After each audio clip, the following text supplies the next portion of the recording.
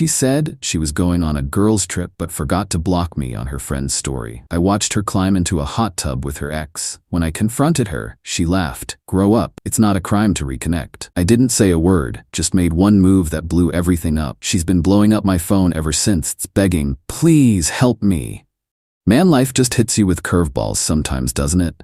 One day you're planning a wedding, the next you're planning an exit. That's where I 36M find myself right now. I'm still sitting here in the calm of my condo with a half-empty beer, thinking about just how quickly things can change. It's been about 28 hours since everything went nuclear. Let me back up. My fiancée Susan, 32F, and I have been together for 4 years, engaged for 1. We've been planning our wedding for October. Venue booked, deposits paid, save the date sent.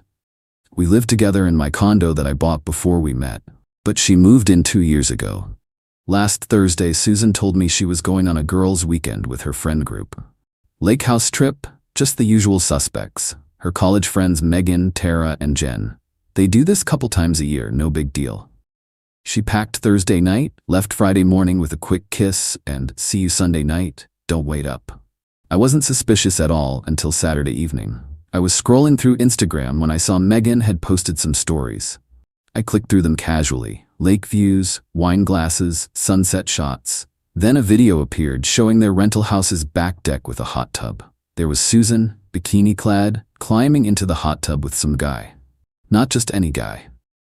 Brian, her ex from 6 years ago. The one she dated for 2 years before me. The one she always insisted was ancient history and completely over. I watched the 5-second clip maybe 20 times. Couldn't believe my eyes. In the background, you could hear Megan say, "You two look cozy," before the clip ended. Then I noticed that the story disappeared. Megan must have realized I could see it and deleted it. But too late. I'd already watched it repeatedly. I took a screenshot just in case, though the quality wasn't great. I waited. Didn't text Susan, didn't call, just waited. Sunday night around 9 p.m., she walks in all smiles, tan, looking relaxed. Sets her bag down, gives me a hug. Miss me? The girls were wild this weekend. I didn't react, just pulled out my phone, opened Instagram, and showed her the screenshot I'd taken of Megan's story. Her face went from confusion to shock to something else. Not guilt, more like annoyance. "You're stalking my friends? Social media now?" she asked, handing back my phone. "Stalking? I follow Megan. She posted publicly. Why was Brian at your girls' trip?" Susan rolled her eyes. "He lives near the lake. We ran into him in town and invited him over for drinks. It's not a big deal." "Not a big deal that you lied about a girls' trip when your ex was there?" "I didn't lie. It was a girls' trip. He just stopped by." "For how long?" A pause. "Just Saturday." "The whole day? Did he stay overnight?" Her expression hardened. "So what if he did? We're friends. We've stayed friendly since we broke up. Grow up, Jason. It's not a crime to reconnect with people from your past." That word, reconnect, it just hit different. "Did you sleep with him?" Susan laughed, not nervously, dismissively. "You're being ridiculous. This jealous, insecure side isn't attractive." She tried to move past me toward the bedroom. I didn't block her, just said, "Answer the question." She turned, exasperated. "Nothing happened that you need to worry about. We're getting married in 3 months. Do you really think I'd jeopardize that over Brian? You need to trust me." Non-answer. Classic. I felt this strange calm come over me. Clarity, almost. "Show me your phone." "Excuse me? Your phone. Let me see it." "Absolutely not. I'm not gonna feed this toxic behavior." I nodded. "Then we're done." Her eyes widened. "What?" "We're done. The engagement, the relationship, all of it." She started laughing again. "You're seriously gonna throw away 4 years because I hung out with an old friend and you're feeling insecure? Grow up. Not because you hung out with him. Because you lied about it. Because you won't be transparent now. Because this isn't a partnership anymore." The laughter stopped. "You're overreacting. Let's talk tomorrow when you've calmed down."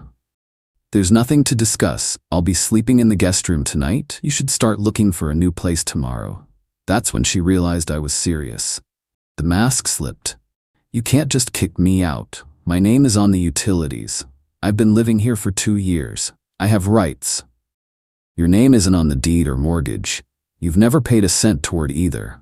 You have tenant rights, which means I'll give you the legal minimum notice, 30 days in this state." She started crying then. Not the quiet, heartbroken kind, the loud, angry kind. You're being ridiculous. Nothing happened. Even if it did, it's just physical. It doesn't mean anything. And there it was. The admission wrapped in justification. I didn't say another word, just turned and went to the guest room, locked the door, and put in earbuds to drown out her continued yelling. The next morning, Monday, I woke up at 5:30 a.m., well before Susan would be up. I made one phone call, then left for work early. I also transferred my half of our joint wedding savings account, the only financial tie we had, back to my personal account. That one call was the move that blew everything up. I called Susan's mom, Patricia. Patricia and I have always gotten along well. She's been excited about the wedding, already calls me her son-in-law. When I called, I simply told her we needed to postpone the wedding because Susan had reconnected with Brian during what was supposed to be a girls' trip. I didn't embellish, didn't speculate, just facts. I also mentioned Susan would likely need a place to stay soon as she'd be moving out of my condo. Then I hung up and drove to work. My phone started blowing up around 9 a.m. First Susan, "What the fuck did you tell my mother?" Then more, "She's crying. She called Brian's mother. Do you have any idea what you've done?" And more, "Answer me. This is unforgivable. You had no right." Then came the shift. "Please call me. We need to talk about this. Jason, please. I'm sorry. Let's just talk. I made a mistake. One mistake. Please don't throw everything away." By lunchtime, the tone had completely changed. "My mom is making me move home. Today. She's coming to help me pack. She's telling everyone the wedding is off. Please tell her that's not true. Please." My mom found out Brian is still with Kaylee. He told her nothing happened between us, but she doesn't believe him. She's calling me a homewrecker. Please help me fix this. Please help me. This is so humiliating. I didn't respond to any of it. Just let it happen. When I got home after work, Patricia's car was in the driveway. Inside, most of Susan's clothes were packed in suitcases. Patricia gave me a tearful hug, apologized for her daughter's behavior, and told me I deserved better. Susan wouldn't look at me. Just kept her head down, loading things into her mom's car. As they were about to leave, Patricia turned to me. "I called the venue and photographer this morning. They're letting us cancel with partial refunds since it's still a few months out. I'll handle the other vendors too. You've been through enough." Susan's head snapped up. "You did what?" Patricia's face hardened. "The wedding is off, Susan. You made sure of that. And don't think you're staying with us indefinitely. You have 2 weeks to figure out your situation." That was yesterday evening. Since then, Susan has sent me 47 texts and called 18 times. The latest, Brian is denying everything, won't even talk to me now. My friends are pissed because their boyfriends found out they covered for me. My mother is treating me like I'm 16. Please tell them we're just taking a break. I'll do anything. I haven't replied to a single message. There's a strange sense of peace in watching someone face the natural consequences of their actions. No elaborate revenge scheme needed. Just one strategic call to the one person Susan couldn't bullshit. Her traditional, no-nonsense mother. The reality is setting in for her. No fiancé, no wedding, no place to live, no sympathetic ex to run to, and friends who are angry their relationships got dragged into her mess. All from one phone call. The funny part? I don't even feel angry anymore. Just free. Update 1 week later. It's been a week since the nuclear fallout, and I'm sitting here realizing how much smoke and mirrors my relationship with Susan really was. The constant stream of messages hasn't stopped completely, but it's evolved in a fascinating way. First, thanks for all the comments and DMs. The support has been incredible, and reading similar stories helped me realize I'm not crazy for how I handled this. Susan's messages have gone through distinct phases over the past week. First was pure anger. "You had no right. This is unforgivable." Then came desperation. "Please just talk to me. One mistake shouldn't erase 4 years." After that, manipulation. "I've blocked Brian everywhere." When none of that worked, she tried bargaining. "What if I sign something saying I have no claim to the condo? I'll pay you back for the wedding deposits." The latest phase is downright pitiful. My mom is making me apply for apartments today. The only ones I can afford are in terrible neighborhoods. And Brian's girlfriend keeps posting happy couple pics, knowing I'll see them. She's so cruel. haven't responded to any of it. The only communication I've had is with Patricia, who's been handling the wedding cancellations with remarkable efficiency. She called yesterday to tell me all deposits had been refunded or credited except the photographer, who's keeping the non-refundable booking fee, $250, and the venue, which kept 25% of our deposit, $1,000. Small price to pay, honestly. Patricia also mentioned something interesting. Apparently, after moving back home, Susan admitted there had been more to the Brian story than a one-weekend reconnection. They'd been texting for months, meeting up for coffee a few times, classic affair progression. The most telling part? Patricia found out Susan had planned to invite Brian to our wedding. Her rationale? To show him what he gave up.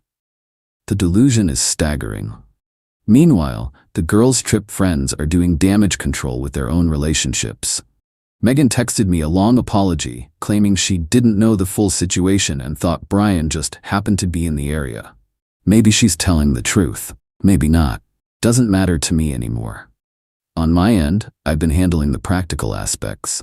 Changed the locks, legal in my state after she moved out voluntarily, redirected her mail to Patricia's address, removed her from my credit card as an authorized user. The sense of peace continues to grow. My condo feels like mine again. I sleep better. I'm reconnecting with friends. Susan subtly discouraged me from seeing. Looking back, the relationship was wildly unbalanced, but I couldn't see it from the inside. 2 days ago, Susan's final attempt at manipulation came in the form of a handwritten letter left on my car windshield, despite me telling her not to contact me. 8 pages of apologies, promises, and reminiscing about our beautiful love story.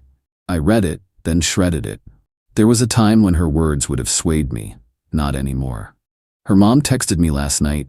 She signed a lease on an apartment, moving in next week. Thank you for standing firm. It's the only way she'll learn. The entitlement Susan showed throughout our relationship and especially during this breakup has been eye-opening. She genuinely believed she could do whatever she wanted without consequences because I'd always been so accommodating. That ends now. And it only took one phone call to make it happen. Update 2. 1 month later, it's been just over a month, and the dust has mostly settled. This will probably be my last update since things are finally calming down. First, I want to address the most common question from the comments. Was calling Patricia manipulative or petty? After reflection, I don't think so. I didn't call her to weaponize her against Susan. I called because, 1, she had already put money toward the wedding and deserved to know it was off. 2, Susan would have fed her some story that painted me as the villain. 3, Patricia has always been straight with me, and I owed her the same courtesy. The fact that Patricia took such decisive action wasn't something I engineered. That was just her character showing through. As for Susan, the desperate messages finally stopped about 2 weeks ago. Her final text was surprisingly self-aware. I know you're never going to respond. I get it now. I'm sorry for everything. Goodbye. I actually felt a weight lift when I read that. Closure, I guess. From what I've heard through mutual connections, Susan's new life is a major downgrade from what she had with me. Her apartment is small and in a less desirable area. She had to get a second job to cover rent because her main gig as a social media coordinator barely covers the basics. When we were together, I handled the mortgage and most major expenses while she only paid for utilities and groceries. The reality hit her hard. She's always been underemployed by choice, turning down better opportunities because they required more effort. She liked her easy, low-stress job when I was covering the big expenses. Now that cushy arrangement is gone. Brian, predictably, is completely out of the picture. According to Megan, who reached out again to clear her conscience, he told Susan their hot tub night was a mistake, and he was committed to his relationship with Kaylee. Susan apparently didn't take this well and created enough drama that Brian blocked her on everything. The girls' trip friend group has fractured. 2 of them are still with Susan, but Megan and Tara have distanced themselves, especially after their boyfriends questioned what else they might have covered up over the years. Patricia has become an unexpected ally. She returned all the wedding gifts with gracious notes, handled the cancellations, and even defended me to extended family members who initially only heard Susan's version of events. Last week, she dropped off a bottle of my favorite whiskey with a note. For the bullet dodged. As for me, I'm genuinely doing well. The initial shock has worn off completely. I've started going to the gym regularly again, reconnected with old friends, even went on a casual date last weekend. Nothing serious, just dinner and conversation with an intelligent woman who actually asked questions about me. That's the biggest lesson in all of this. Pay attention to patterns, not promises. Susan's pattern was self-centered entitlement masked by just enough affection to keep me hooked. Never again. The most satisfying part? Watching the dominoes fall from one simple phone call. No elaborate schemes needed, just the truth finally seeing daylight. Final update. 6 months later. It's been 6 months since everything blew up, and I felt I should post one final update since a lot of you have asked how things turned out long term. In short, I'm doing great. Really great, actually. As for Susan, I've maintained zero direct contact, but I hear things occasionally through mutual connections. The narrative she initially tried to spin, that I overreacted to innocent reconnection, quickly fell apart when more details emerged. Apparently, there had been multiple reconnections with Brian over the past year, not just the hot tub weekend. Susan is still struggling financially. The reality of single life on her salary hit harder than she expected. She had to take a roommate in her small apartment and has been asking friends for jobs at their companies because her current position doesn't pay enough. There was one attempt at reconciliation about 4 months ago. Susan showed up at my condo unannounced on a Friday evening, dressed up with a bottle of wine and some story about needing to get closure. I didn't let her in, just spoke to her briefly through the slightly open door and told her to leave. She tried to put her foot in the doorway, literally, to prevent me from closing it. I had to firmly tell her I would call the police if she didn't leave immediately. She finally left in tears. Patricia called me the next day to apologize for her daughter's behavior and assured me she'd spoken to Susan about respecting boundaries. The money that would have gone to the wedding went into home improvements instead. New kitchen, new master bathroom. Spaces that are now completely mine, designed exactly as I want them.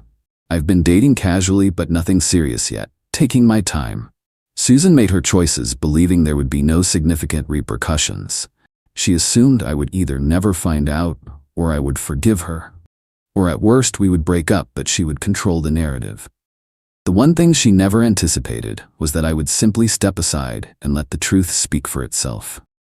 6 months later, I'm rebuilding my life on my terms, and that, more than any revenge, is the best possible outcome.